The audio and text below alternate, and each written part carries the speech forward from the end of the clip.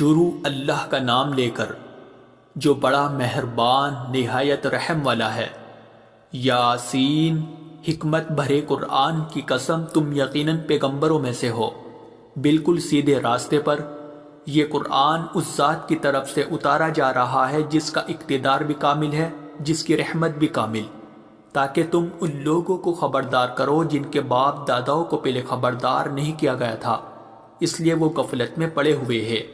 حقیقت یہ ہے کہ ان میں سے اکثر لوگوں کے بارے میں بات پوری ہو چکی ہے، اس لیے وہ ایمان نہیں لاتے۔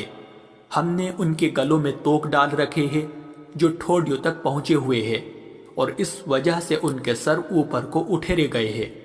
اور ہم نے ایک آڑ ان کے آگے کھڑی کر دی ہے اور ایک آڑ ان کے پیچھے کھڑی کر دی ہے، اور اس طرح انہیں ہر طرف سے ڈھانک لیا ہے، جس کے نتیجے میں انہیں کچھ سجائی نہیں دیتا۔ اور ان کے لیے دونوں باتیں برابر ہے، چاہے تم انہیں خبردار کرو یا خبردار نہ کرو، وہ ایمان نہیں لائے گے۔ تم تو صرف ایسے شخص کو خبردار کر سکتے ہو جو نصیحت پر چلے اور خدا رحمان کو دیکھے بغیر اس سے ڈرے، چنانچہ ایسے شخص کو تم مغفرت اور باعزت اجر کی خوشخبری سنا دو۔ یقیناً ہم ہی مردوں کو زندہ کریں گے، اور جو کچھ عمل انہوں نے آگے بھیجے ہیں ہم ان کو بھی لکھتے جاتے ہیں، اور ان کے کاموں کی جو اثرات ہیں ان کو بھی، اور ہم نے ایک واضح کتاب میں ہر چیز کا احاطہ کر رکھا ہے۔ اور اے پیغمبر، تم ان کے سامنے ایک بستی والوں کی مثال پیش کرو جب ان کے پاس رسول آئے تھے۔ جب ہم نے ان کے پاس شروع میں 2 رسول بھیجے تو انہوں نے دونوں کو جھٹلا دیا، پھر ہم نے ایک تیسرے کے ذریعے ان کی تائید کی، اور ان سب نے کہا کہ یقین جانو ہمیں تمہارے پاس رسول بنا کر بھیجا گیا ہے۔ انہوں نے کہا تمہاری حقیقت اس کے سوا کچھ بھی نہیں ہے کہ تم ہم جیسے ہی آدمی ہو، اور خدا رحمان نے کوئی چیز نازل نہیں کی ہے، اور تم سراسر جھوٹ بول رہے ہو۔ ان رسولوں نے کہا ہمارا پروردگار خوب جانتا ہے کہ ہمیں واقعی تمہارے پاس رسول بنا کر بھیجا گیا ہے، اور ہماری ذمہ داری اس سے زیادہ نہیں ہے کہ صاف صاف پیغام پہنچا دے۔ بستی والوں نے کہا ہم نے تو تمہارے اندر نحوست محسوس کی ہے، یقین جانو اگر تم باز نہ آئے تو ہم تم پر پتھر برسائے گی اور ہمارے ہاتھوں تمہیں بڑی دردناک سزا ملے گی۔ رسولوں نے کہا تمہاری نحوست خود تمہارے ساتھ لگی ہوئی ہے، کیا یہ باتیں اس لیے کر رہے ہو کہ تمہیں نصیحت کی بات پہنچائی گئی ہے؟ اصل بات یہ ہے کہ تم خود حد سے گزرے ہوئے لوگ ہو۔ اور شہر کے پلے علاقے سے ایک شخص دوڑتا ہوا آیا، اس نے کہا اے میری قوم کے لوگوں، ان رسولوں کا کہنا مان لو، ان لوگوں کا کہنا مان لو جو تم سے کوئی اجرت نہیں مانگ رہے اور وہ صحیح راستے پر ہے، اور بھلا میں اس ذات کی عبادت کیوں نہ کروں جس نے مجھے پیدا کیا ہے، اور اسی کی طرف تم سب کو واپس بھیجا جائے گا۔ بھلا کیا اسے چھوڑ کر میں ایسوں کو معبود مانوں کہ اگر خدا رحمان مجھے کوئی نقصان پہنچانے کا ارادہ کر لے تو ان کی سفارش میرے کسی کام نہ آئے، اور نہ وہ مجھے چھڑا سکے۔ اگر میں ایسا کروں گا تو یقیناً میں کھلی گمراہی میں مبتلا ہو جاؤں گا۔ میں تو اپنے پروردگار پر ایمان لا چکا، اب تم بھی میری بات سن لو۔ آخر کار بستی والوں نے اسے قتل کر دیا، اور اللہ کی طرف سے اس سے کہا گیا کہ جنت میں داخل ہو جاؤ۔ اس نے جنت کی نعمتیں دیکھ کر کہا کہ کاش میری قوم کو معلوم ہو جائے کہ اللہ نے کس طرح میری بخشش کی ہے اور مجھے باعزت لوگوں میں شامل کیا ہے۔ اور اس شخص کے بعد ہم نے اس کی قوم پر آسمان سے کوئی لشکر نہیں اتارا، اور نہ ہمیں اتارنے کی ضرورت تھی، وہ تو بس ایک ہی چنگھاڑ تھی جس سے وہ ایک دم بجھ کر رہ گئے۔ افسوس ہے ایسے بندوں کے حال پر، ان کے پاس کوئی رسول ایسا نہیں آیا جس کا وہ مذاق نہ اڑاتے رہے ہو۔ کیا انہوں نے نہیں دیکھا کہ ان سے پہلے ہم نے کتنی قوموں کو اس طرح ہلاک کر چکے ہیں کہ وہ ان کے پاس لوٹ کر نہیں آتے؟ اور یہ جتنے لوگ ہیں ان سبھی کو اکٹھا کر کے ہمارے سامنے حاضر کیا جائے گا، اور ان کے لیے ایک نشانی وہ زمین ہے جو مردہ پڑی ہوئی تھی، ہم نے اسے زندگی عطا کی، اور اس نے غلہ نکالا جس کی خوراک یہ کھاتے ہیں، اور ہم نے اس زمین میں کھجوروں اور انگوروں کے باغ پیدا کیے، اور ایسا انتظام کیا کہ اس میں سے پانی کے چشمے پھوٹ نکلے تاکہ یہ اس کی پیداوار میں سے کھائے، حالانکہ اس کو ان کے ہاتھوں نے نہیں بنایا تھا۔ کیا پھر بھی یہ شکر نہیں کریں گے؟ پاک ہے وہ ذات جس نے ہر چیز کے جوڑے جوڑے پیدا کیے ہیں، اس پیداوار کے بھی جو زمین اگاتی ہے اور خود ان انسانوں کے بھی اور ان چیزوں کی بھی جنہیں یہ لوگ ابھی جانتے تک نہیں ہیں، اور ان کے لیے ایک اور نشانی رات ہے، ہم اس پر سے دن کا چھلکا اتار لیتے ہیں تو وہ یکایک اندھیرے میں رہ جاتے ہیں اور سورج اپنے ٹھکانے کی طرف چلا جا رہا ہے۔ یہ سب اس ذات کا مقرر کیا ہوا نظام ہے جس کا اقتدار بھی کامل ہے، جس کا علم بھی کامل، اور چاند ہے کہ ہم نے اس کی منزل تاب تول کر مقرر کر دی ہے، یہاں تک کہ وہ جب ان منزلوں کے دورے سے لوٹ کر آتا ہے تو کھجور کی پرانی ٹہنی کی طرح پتلا ہو کر رہ جاتا ہے۔ نہ تو سورج کی مجال ہے کہ وہ چاند کو جا پکڑے، اور نہ رات دن سے آگے نکل سکتی ہے، اور یہ سب اپنے اپنے مدار، اور ان کے لیے ایک اور نشان یہ ہے کہ ہم نے ان کی اولاد کو بھری ہوئی کشتی میں سوار کیا، اور ہم نے ان کے لیے اسی جیسی اور چیزیں بھی پیدا کی جن پر یہ سواری کرتے ہیں، اور اگر ہم چاہیں تو انہیں غرق کر ڈالے، جس کے بعد نہ تو کوئی ان کی فریاد کو پہنچے اور نہ ان کی جان بچائی جا سکے۔ لیکن یہ سب ہماری طرف سے ایک رحمت ہے اور ایک معین وقت تک زندگی کا مزہ اٹھانے کا موقع ہے جو انہیں دیا جا رہا ہے۔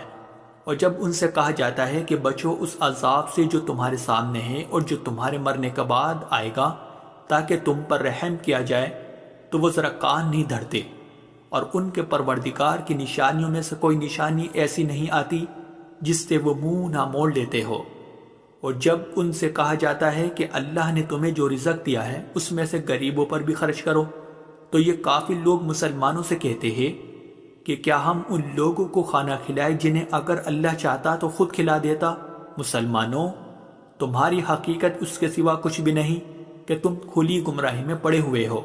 اور کہتے ہیں کہ یہ قیامت کا وعدہ کب پورا ہوگا؟ مسلمانوں بتاؤ اگر تم سچے ہو۔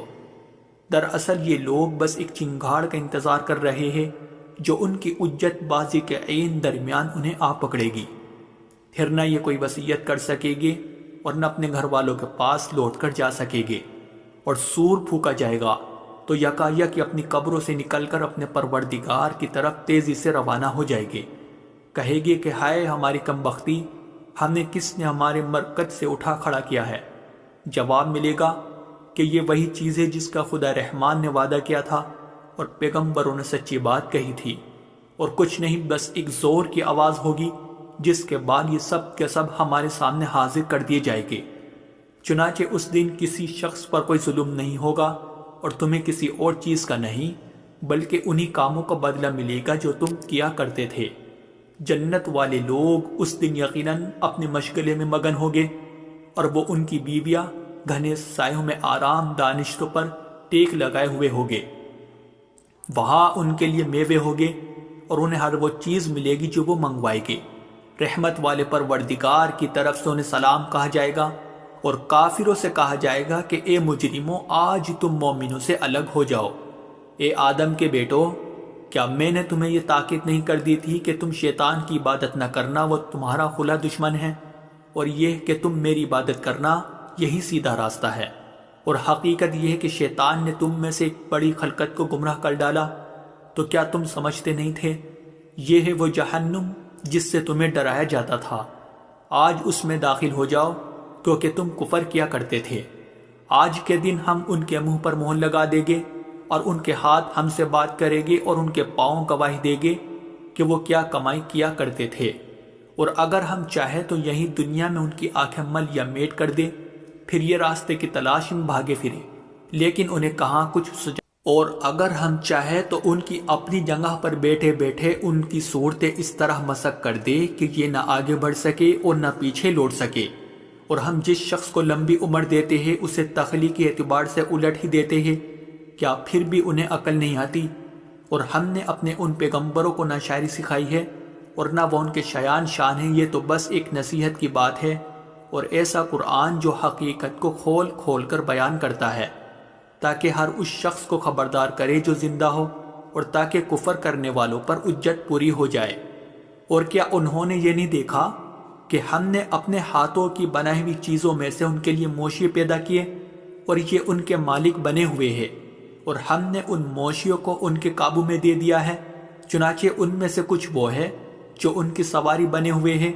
اور کچھ وہ ہے جنہیں یہ کھاتے ہیں۔ نیز ان کو ان موشیوں سے اور بھی فائدہ حاصل ہوتے ہیں اور پینے کی چیزیں ملتی ہے، کیا پھر بھی یہ شکر نہیں بجا لائے گے؟ اور انہوں نے اللہ کو چھوڑ کر اس امید پر دوسرے خدا بنا رکھے ہیں کہ انہیں ان سے مدد ملے، حالانکہ ان میں یہ طاقت ہی نہیں ہے کہ ان کی مدد کر سکے، بلکہ وہ ان کے لیے ایک ایسا مخالف لشکر بنے گے جسے قیامت میں ان کے سامنے حاضر کر لیا جائے گا۔ غرض اے پیغمبر، ان کی باتیں تمہیں رنجیدہ نہ کریں، یقین جانو ہمیں سب معلوم ہے کہ یہ کیا کچھ چھپاتے اور کیا کچھ ظاہر کرتے ہیں۔ اور کیا انسان نے یہ نہیں دیکھا کہ ہم نے اسے نطفے سے پیدا کیا تھا،